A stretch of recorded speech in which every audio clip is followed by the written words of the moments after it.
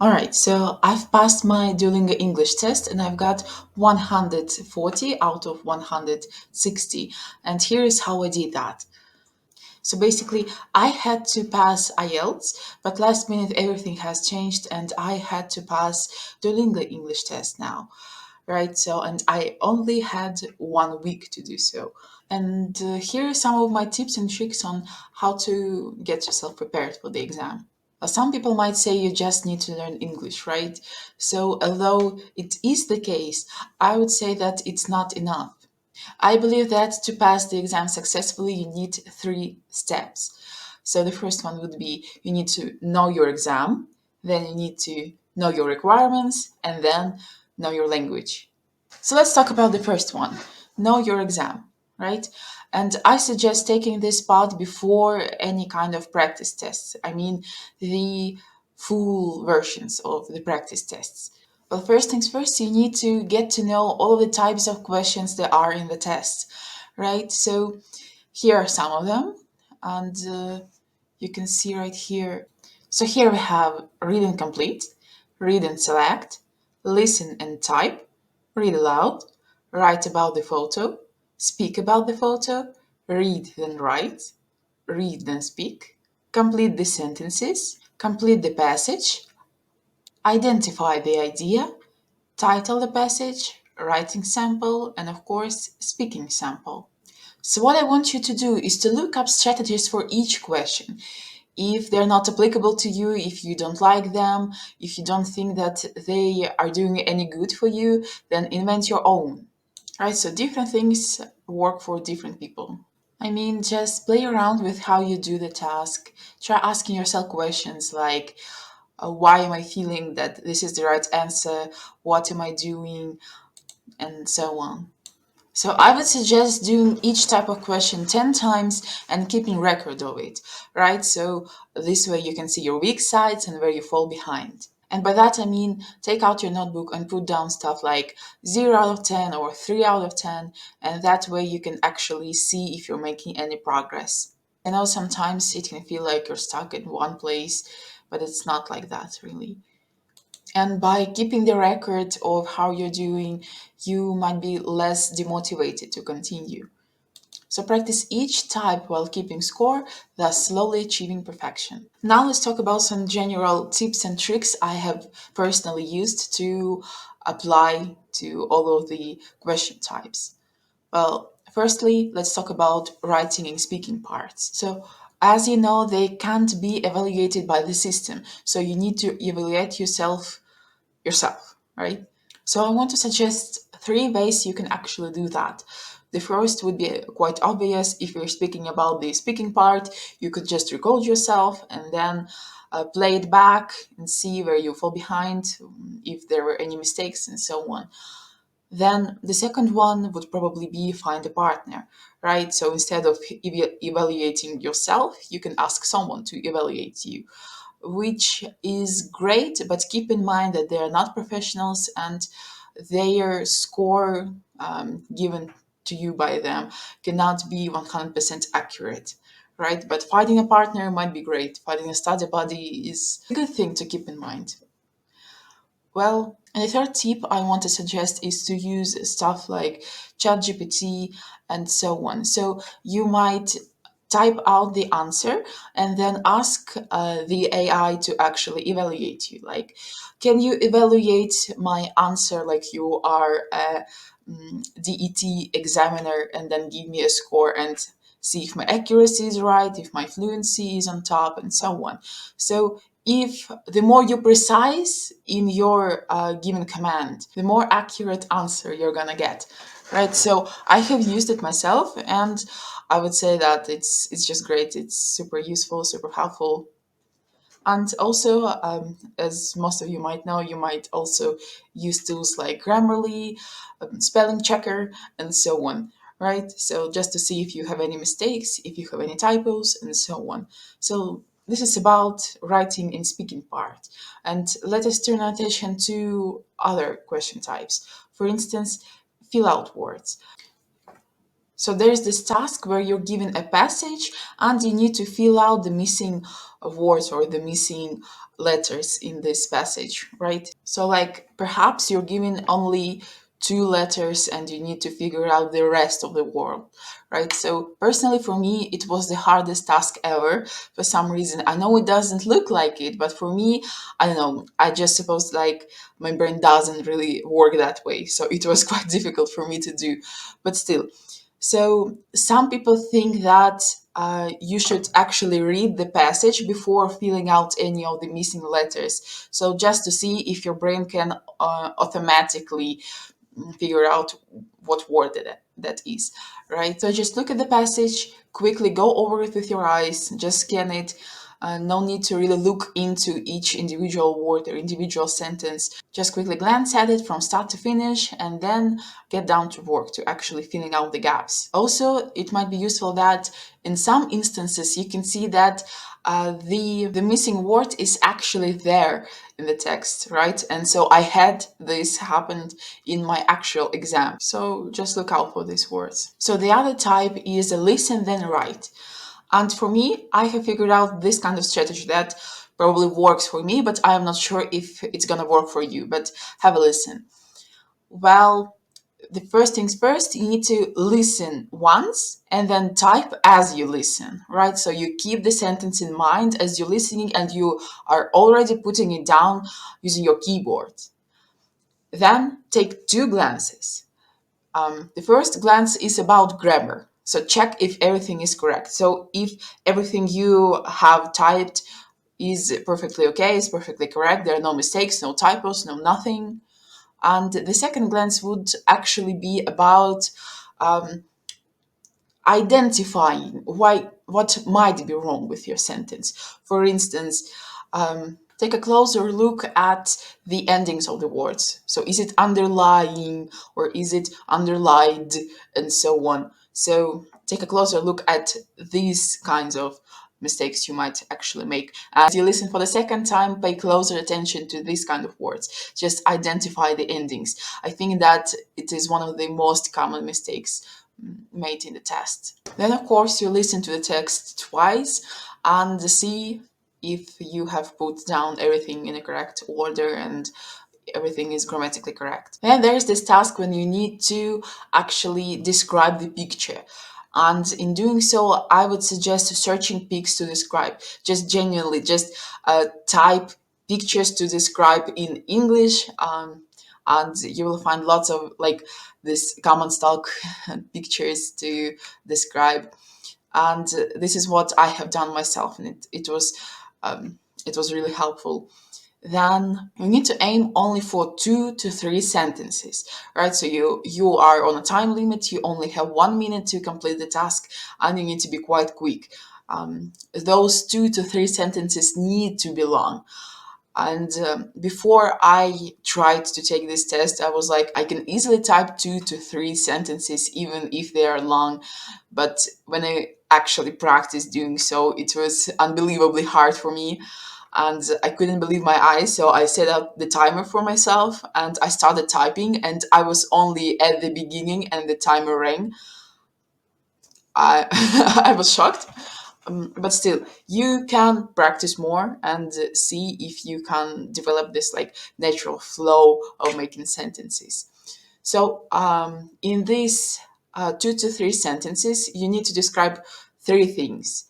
First, it's what's going on, right? So maybe people are laughing, maybe they're dancing, maybe there's a family, and so on. And in the second one, you can actually say where are they? Like there is a big canyon on the background, or perhaps this is a very hot day on the beach, and so on, right?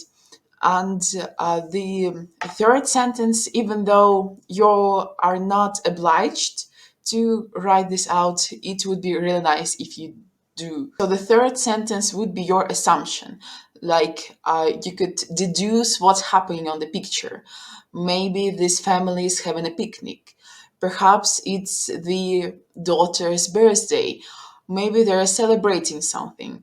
So just throw a quick guess, and that might contribute to your score a lot. And there's of course this interactive reading.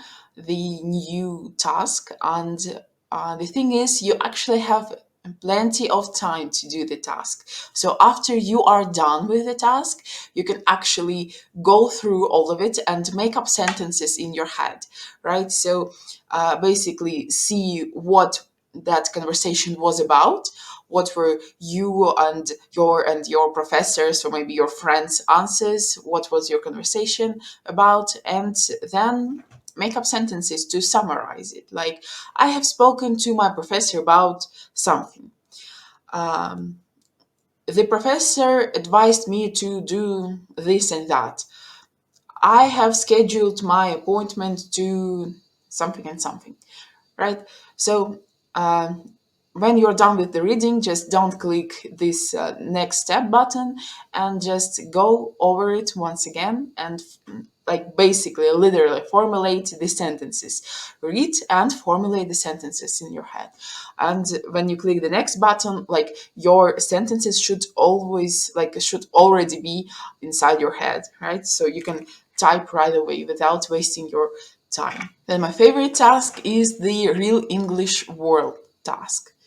So here you have a bunch of words. Some of them are real, some of them are made up, but please keep in mind that these made up words, they are made accordingly to English grammar and how English words are constructed. So it's really tricky to distinguish the real ones from the fake ones. For this task, you would need to write down words in two columns, right? So this will be the first column would be the new words and the mistakes you make. For instance, you do lots of practice, and at the time of your practice, you notice a new word that you haven't come across before. You put it down. That's the rule. It might not be present in your actual test, right? But still, that's all you can do in that sense.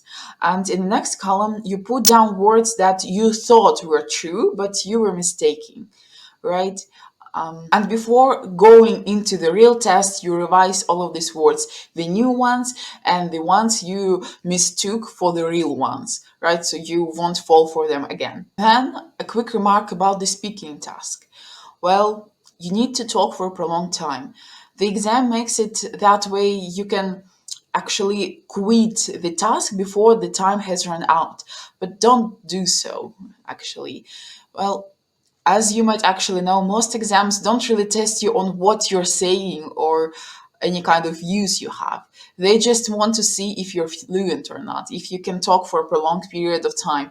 So just say anything correct, anything connected with the questions, right? So if you speak about a different topic, you will get a lower score. But you can actually talk, in my experience, you can actually talk nonsense but just connect it with this topic. You can say things you don't really mean. You can say things you are against, right? So you might say things you personally disagree with. It doesn't matter. As long as you stay within this framework or the topic, it's all right. So talk your way out. Just talk for a prolonged period of time. Talk till the timer runs out. Then the next step would be know your requirements, right? So to pass any kind of exam, it's not enough to only know the topic of the exam, to only know the subject of it. You need to know how this exam works, or you would get a low score or even get disqualified. I believe that we can say so about most of the exams, really. So these are some of the requirements of the Duolingo English test. So first of all, it's important to know that the test is adaptive. The test actually changes its difficulty corresponding to your answers. So let's say you're giving B1 to B2 kind of task, and if you don't really do it well, you will get a lower task, and if you do just fine, you will get like C1, C2 task, and so on. And so it is important to note not to freak out because it had happened to me personally. So I was quite confident of having C1, of having a high level of English, but first of all, they started giving me tasks that were my level, right? And they started testing me. I thought the test was like, maybe she has C2. I don't even think about this. I don't. And so there were texts that were really difficult for me, like something about construction, and the second task was about physics, and I don't know anything about physics in my native language or in English. Literally, no terms, like quantity, maybe quality. I don't think that's the right term, but still. So I didn't know anything. So I was given those kind of tasks and I was freaking out, really. I couldn't really complete them. I couldn't. Like, I had them like halfway done. And it was really, really discouraging for me. So at that time, I was like, all right, I didn't do well at all. I'm gonna get a very bad score. I'm a failure, and so on. So I was really freaking out inside of my head. And it was really hard for me to put myself together and actually continue. So, but don't really worry. So I had two to three to maybe even four of the tasks completely failed, right? But I still got this high score. So if the tasks you are giving are too complicated for you, do not freak out. It's okay. The test is adaptive. It's just looking at how you would perform at this level, right? So it's not like the final result of yours. Maybe they have mistook. Yeah, I have seen one. So maybe So maybe they have mistaken you for a level higher than yours. It's fine. The test will adjust, it will adapt back to your level. So don't freak out. Don't freak out. It's really important. Don't let yourself get discouraged from this. It's fine. It's okay. I promise. I have experienced this myself. That's fine. You will not get a bad score. You will not. This one is quite obvious, but still, you need to take a closer look at their guideline. So they have their official guideline book listed on their website. I will be linking them it. I will be linking it. I will be linking it down below for you to see also. So that way you can get acquainted with the rules and actually avoid some common problems people have with doing the English test.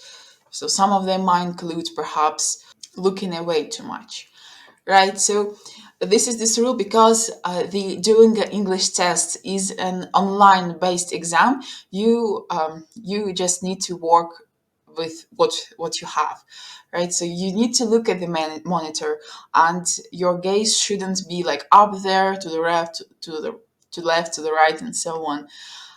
It's really important. And the only thing you can turn your eyesight from the computer, right? You can actually look at your keyboard, but in the guidebook, it's noted that you can only glance at your keyboard. And as you know, glance doesn't necessarily mean look for a prolonged period of time. So let me let me show you something. So this is me typing, right? And I'm directly looking at my keyboard. And I do so for the whole period of the writing sample. While this might not get you disqualified, I would say it's better to be on the safer side and actually do it like this. So you're typing and glancing back, and typing and glancing back, and typing and glancing back, right? So that way you won't get disqualified for looking away too much. So I was really worried that that might happen to me because I'm not quite good at blind typing and fast typing in general. And as you can see, I have these long nails and it's really hard for me to type. And set aside type like blind typing, right?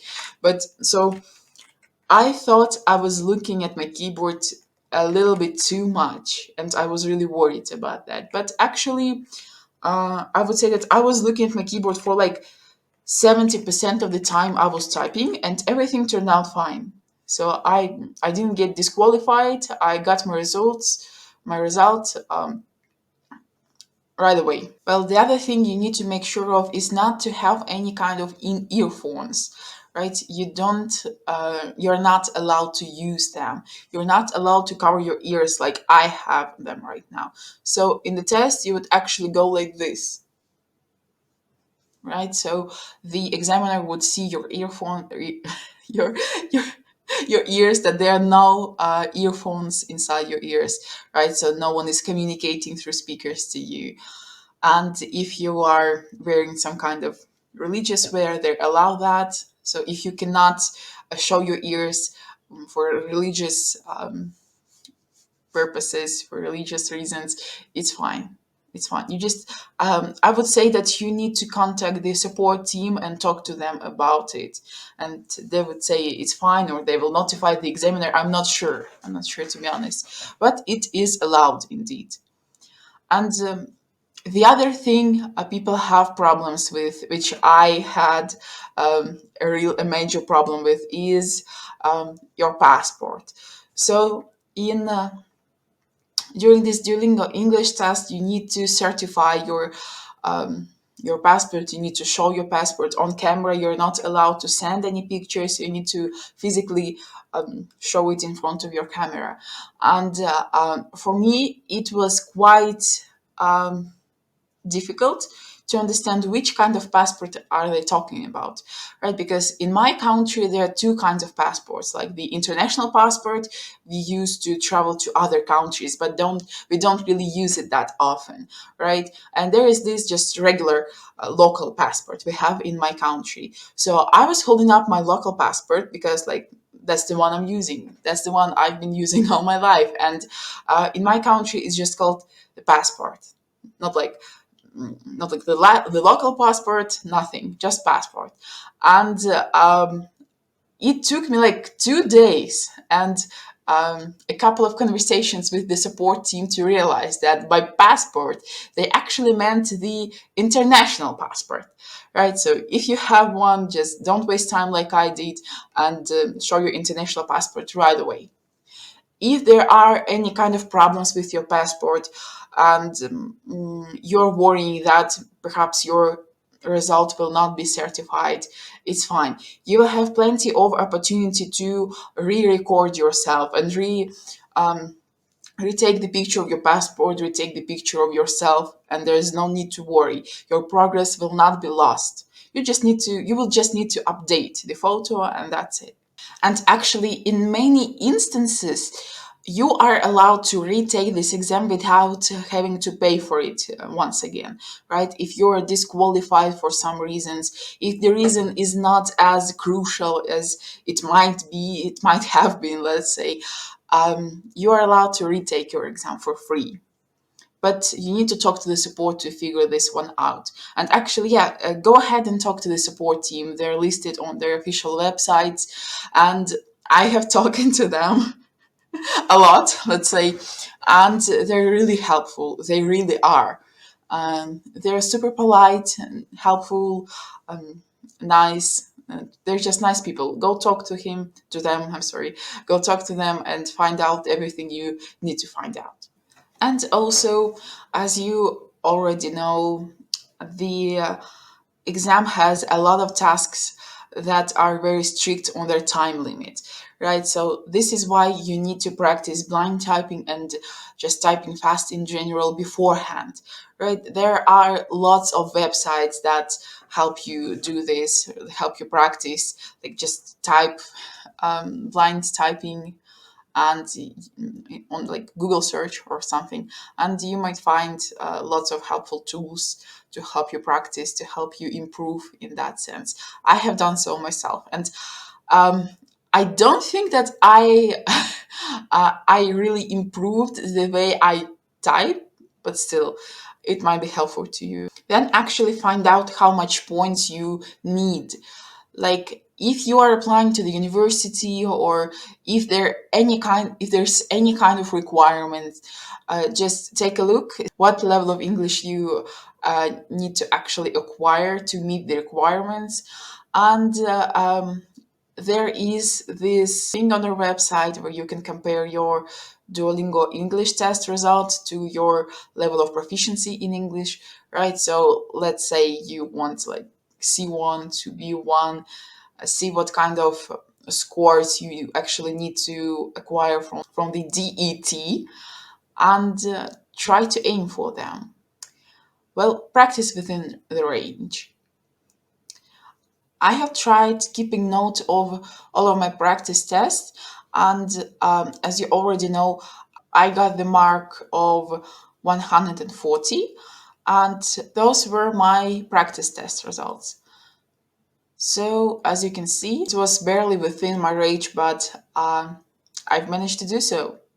So can you. And the last thing I want to talk about is actually the part of know your language. So obviously you need to learn and to know English to successfully go through with this DET test.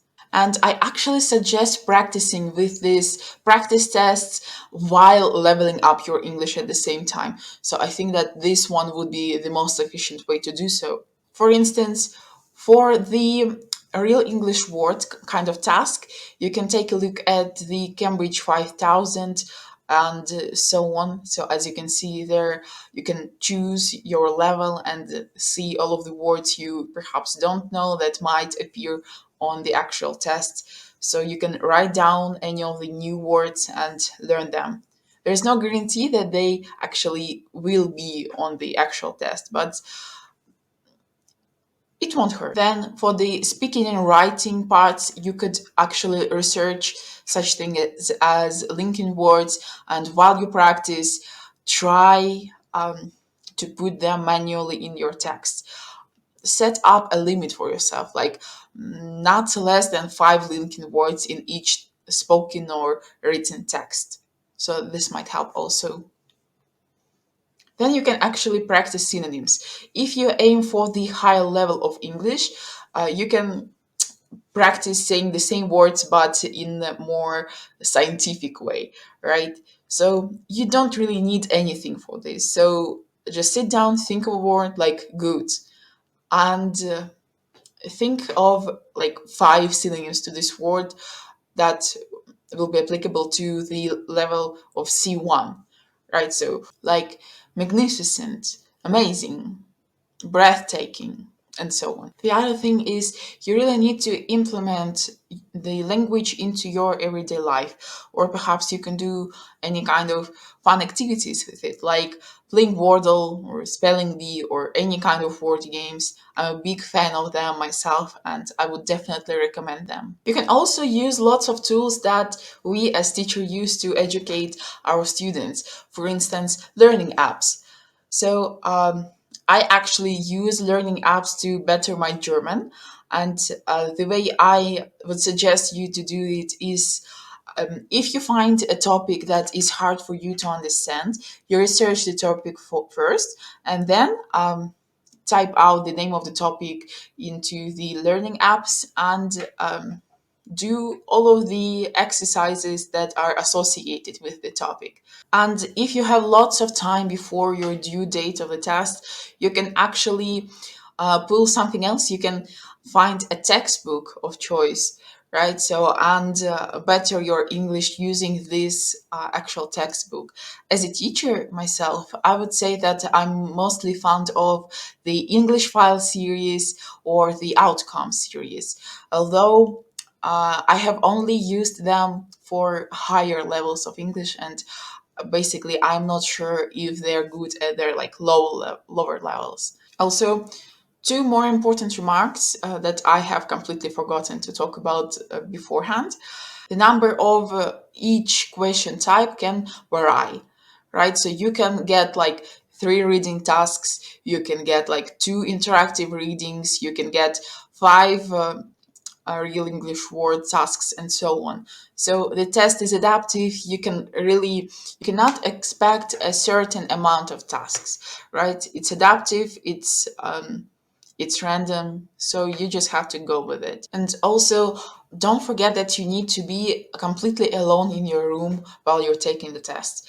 It means no parents, no friends, and if you can't do that, please keep your pets away from the monitor. Please keep your pets away from the room also, because in my case, it was a huge problem for me. My cat was throwing a tantrum, and he was jumping around, and he actually jumped right in front of me, and I wasn't supposed to look away, and I just couldn't see the monitor clearly, right?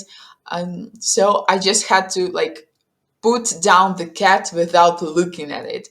So if you're able to, just don't allow anyone or anything into your room while you're taking the test. So that's all for me.